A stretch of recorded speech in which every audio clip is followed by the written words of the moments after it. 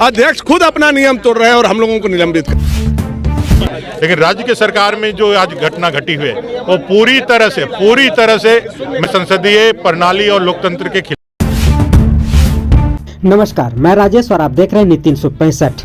आज विधानसभा सत्र का तीसरा दिन रहा और आज भी हंगामेदार भरा रहा सारा दिन, क्योंकि यहाँ दो विधायकों को निकालने का मामला को लेकर के राज्य में लैंड ऑर्डर और भ्रष्टाचार और कानून का ना पालन करने को लेकर के बीजेपी के विधायक प्रतिपक्ष के नेता बाबूलाल मरांडी सीधा राज्यपाल महोदय के यहाँ अपनी शिकायत दर्ज कराने पहुँच गए। उन्होंने यहाँ बताया कि जिस तरीके से सदन में दो हमारे विधायकों को निकाला गया, जो लॉ एंड ऑर्डर को लेकर के बड़ा ही चिंताजनक और निंदनीय कार्य किया गया है, जिससे कि राज्य में अब कोई भी कानून का भय नहीं रहेगा। वैसे ही आज प्रेस कॉन्फ्रेंस करके उन्होंने सारी मामलों को जड़ से बताया। वहीं विपक्ष आज राज्य सरकार को घेरने में कामयाब रही।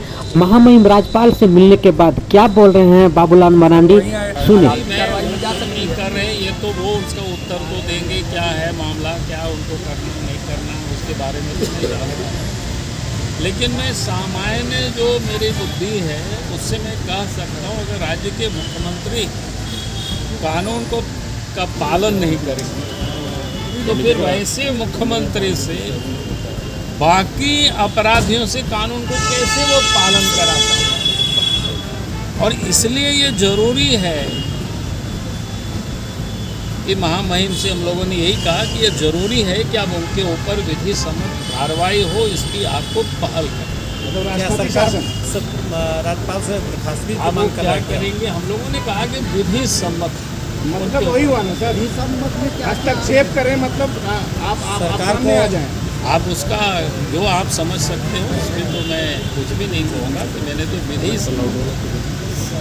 क्या स्थानीय नीति को भी बात इसके लिए जितना मैंने बातचीत हुई इसको लेकर के हम लोगों ने मेमोरेंडम दिया है, आप सबको 15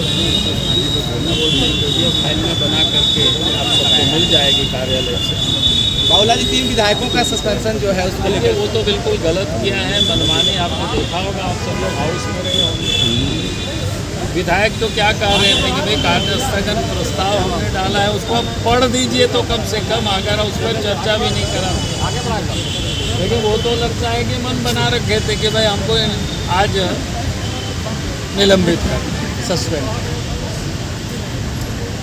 तो जब सरकार जब मुख्यमंत्री ही जन समस्याओं से भाग रही है तो उनकी सरकार, उनके अध्यक्ष तो भागेंगे और इस प्रकार की दबाने का कोशिश करेगा।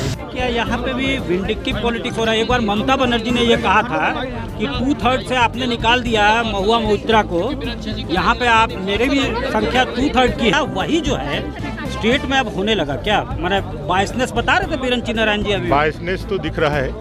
और जैसे प्रदीप यादव जी आज जैसे ही चालू हुआ विधानसभा और उन्होंने जिस तरह से विषय को रखा, केंद्रीय जो लोकसभा और राज्यसभा के निलंबन को लेकर के जिस तरह से उन्होंने विषय को रखा, और फिर सेकंड पाली में फिर उन्होंने जो उसको जस्टिफाइड किया और कहा कि लोकतंत्र यहाँ है, वहाँ तानाशाही चल रही है। और उसके कुछ ही क्षणों के बाद एक विद्रूप चेहरा देखने को मिला कि भाई कार्य स्थगन का जो प्रस्ताव इन्होंने रखा था, जो नियमन दिया गया है कि भाई सूचना से पहले हम पढ़ देंगे, आप बोलने का भाई मौका नहीं देते, पढ़ते हैं, आज उसको खारिज कर दिया। और जब युवाओं के विषय को लेकर के जब हमारे माननीय विधायक सदन से आदरणीय स्पीकर महोदय से सिर्फ इतना ही मांग कर रहे थे कि हमारा कार्य स्थगन जो है उसको आप पढ़ दीजिए ताकि यह अपना जो है उसमें रिकॉर्ड में आ जाए। लेकिन उन्होंने जिस तरह से बाइस्ड पूरी तरह से रहे और वो पूरी तरह से तैयार थे कि इनको बाहर करना है, ये आवाज़ दबाने का प्रयास है। जो झारखंड के झारखंडियों के जनता के आवाज़ है, युवाओं की आवाज़ है जो सदन में गूंज रही है। और ये राज्य सरकार जिस तरह से विफल हुई है, उन्होंने इस सत्र में ये जवाब दिया है कि 8,000 जो बहालियाँ हुई है उसमें जितनी भी बहालियाँ हैं पूर्ववर्ती सरकार के द्वारा चालू की गई थी, 800 से ज़्यादा फ्रेश बहाली नहीं हुई है। लाखों बहाली करने का जो वायदा था इनका पर्दाफाश हो गया है। और इसको जब हम लोग बता रहे हैं तो उनके कानों में पारा ढूल रही है। और इसी का एक मैंने कह सकता हूं कि एक बाइस्ड होकर के इनको निलंबन का कार्रवाई की गया है। और हम लोग इससे निलंबन की कार्रवाई को कभी भी उचित नहीं मानते हैं। और स्पीकर से हम लोगों ने कहा है कि भाई 100% हम लोग राजभवन जाएंगे आज शाम 4 बजे महामहिम राज्यपाल से मिलकर के। और इस सरकार को जो पूरी तरह से असंवैधानिक हो चुकी है, क्योंकि राज्य का मुखिया जो खुद पद और गोपनीयता की शपथ लिया है, कानून की रक्षा का शपथ लिया है, संविधान का आज उसने शपथ चाहे, आज उनके कारण संविधान का संकट यहाँ पैदा हुआ है। संवैधानिक संस्था के सम्मान को नकार करके अगर वो नहीं मानेंगे तो राज्य के अंदर कौन मानेगा। और आज जो डिटोरेशन है लॉ एंड ऑर्डर और भ्रष्टाचार का जितना बोलबाला है, उसका यही कारण है कि राज्य का मुखिया ही यहाँ पे इसमें एक आखिरी छोटा सा, लेकिन राज्य की सरकार में जो आज घटना घटी हुई है वो पूरी तरह से मैं समझता हूँ कि संसदीय प्रणाली और लोकतंत्र के खिलाफ है। जिस तरह से उनको निकाला गया, जिस कारण से निकाला गया है, वो कहीं से भी उचित नहीं है, न्यायोचित नहीं है। क्या है शून्यकाल से पहले आप क्यों नहीं पढ़े? नियम किसने बनाया था? आपने बनाया था। नियम को तोड़ा आज कौन? खुद अध्यक्ष ने तोड़ा। अध्यक्ष खुद अपना नियम तोड़ रहे हैं और हम लोगों को निलंबित कर रहे हैं। आप लोग देख लीजिए उसको, तमाम प्रोसीडिंग को देख लीजिए। अध्यक्ष ने ही नियमन बनाया था कि कार्य स्थगन शून्यकाल से पहले पढ़ा जाएगा। आपने क्यों नहीं पढ़ा? इसका जवाब है आपके पास। और हम लोग जब विषय को रख रहे हैं, कहाँ रखने जाएंगे?